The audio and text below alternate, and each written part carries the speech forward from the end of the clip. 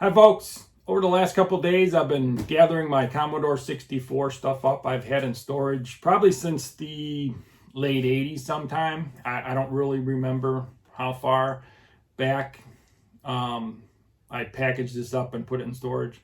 But I've been gathering it, opening things up, seeing what I got, cleaning things and plugging everything in to make sure it worked and all that.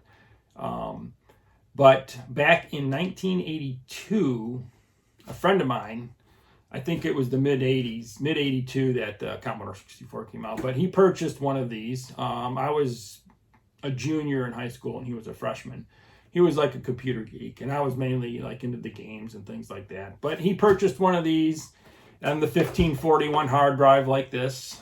And he had a few other things like the cassette deck and the modem. I remember him hooking the phone up and being able to talk to people over on the computer over the phone, which I thought was pretty cool back then.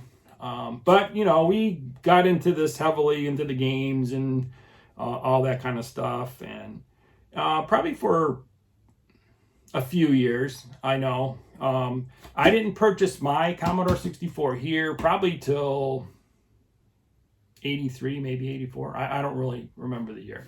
But this was purchased at Nichols department store here. Still has a price on it. It was $149.99. Still got the boxes for everything. Hard floppy drive boxes right up there. But I almost didn't make this video, and I'll get to that in a minute. But I gathered everything up, took everything out, started cleaning everything up. This is, you know, a little browner, but it looks kind of normal-ish of the color back then. You know, a few areas are a little darker, but I cleaned it up. Looks pretty nice. And the 1541 hard drive here. And this is the bugger as to why I almost didn't make this video, because as I was hooking everything up and trying things out, this thing was kept giving me read errors. So I tried many discs and many times and it just wouldn't work. So I went to the internet to look around and found a few videos I watched. And one of the first things I saw suggested was to open this thing up and clean the heads. So I did that. I filmed it. I'll probably add that to the end here. And I cleaned the head in there with rubbing alcohol and a Q-tip. So I was hoping that was the reason, but I put it all back together, tried it out again, and sure enough, it didn't work. Kept doing the same thing over and over and over. So I looked around on the internet again, at a few more videos, and I was seeing, you know, a lot of talk about with the age of these things and how long they've been sitting around, and mine's been sitting around in storage for quite a long time, since the late 80s probably. And a lot of the heads would go bad. So I figured, I opened it up again. I cleaned a little bit more around the head and all that area, you know, in hopes that it would work, but it did not. I, you know, tried many, many times in different ways, and it just would not start. So I'm assuming that the heads are dead in this.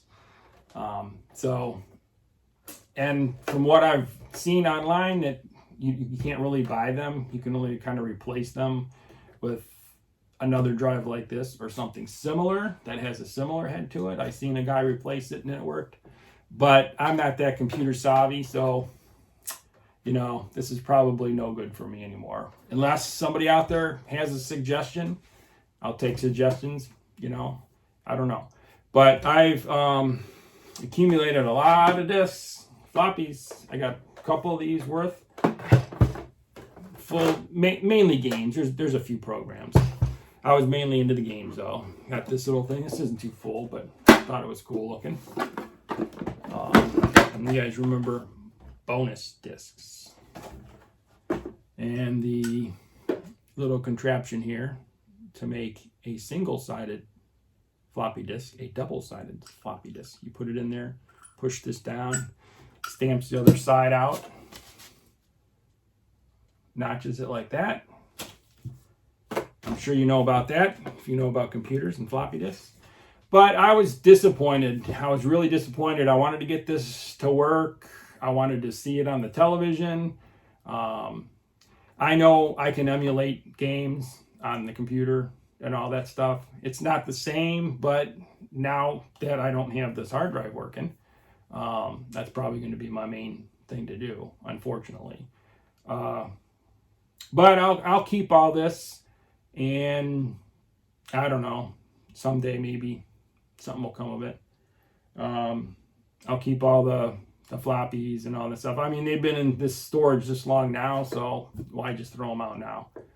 But I mean, the keyboard and everything worked fine.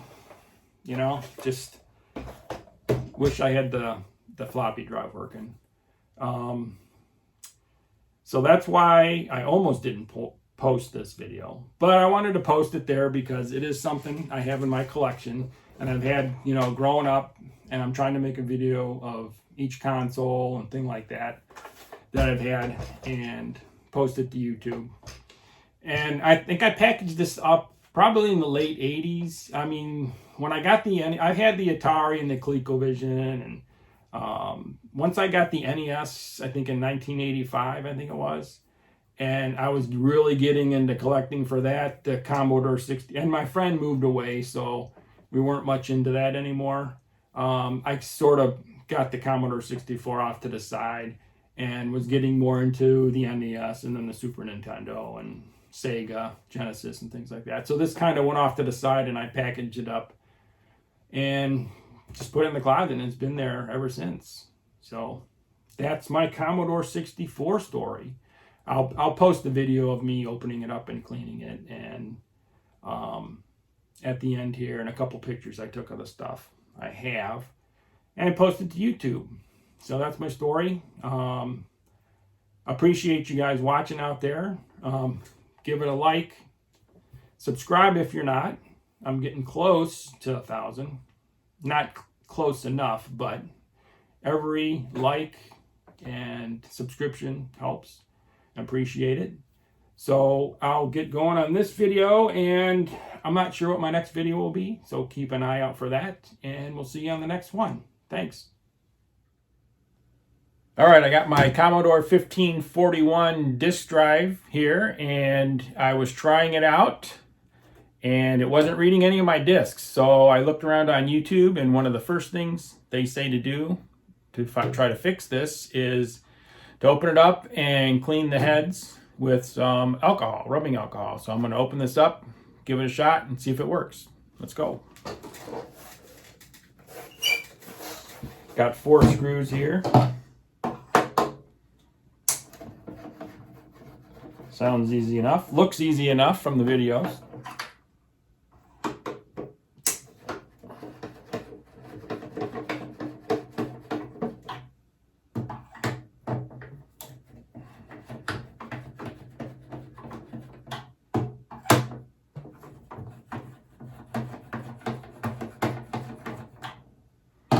Let's see if they fall out.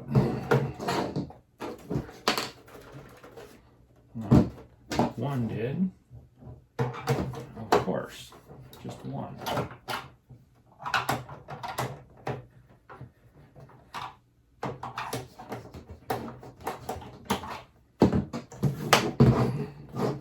There's the second one.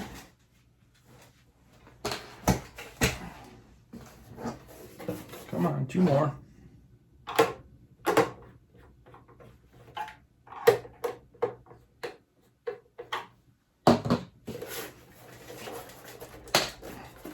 There's 3. One last one. There we go. All 3 of them.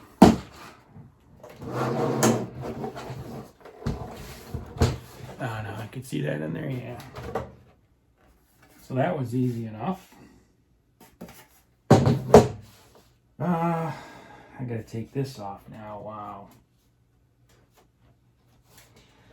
I don't know.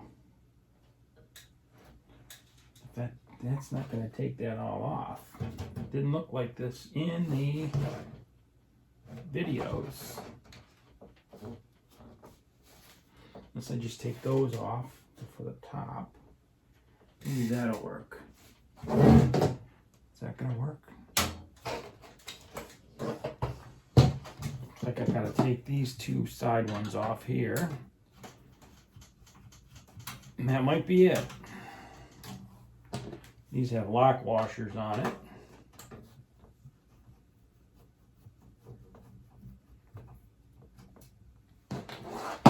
All right. Let's see if that takes that off. All right. So that goes on just like that.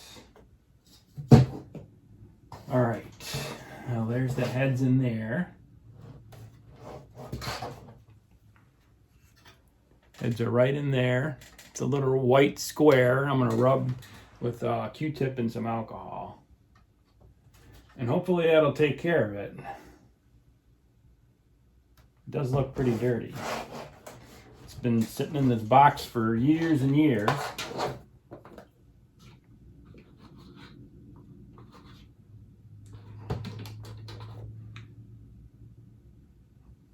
I need a little bit more than that.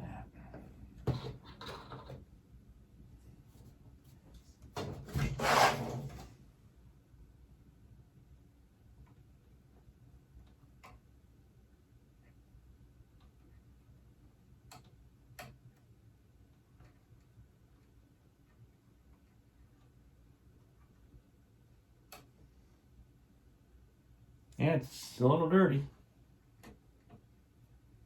Hopefully that's it.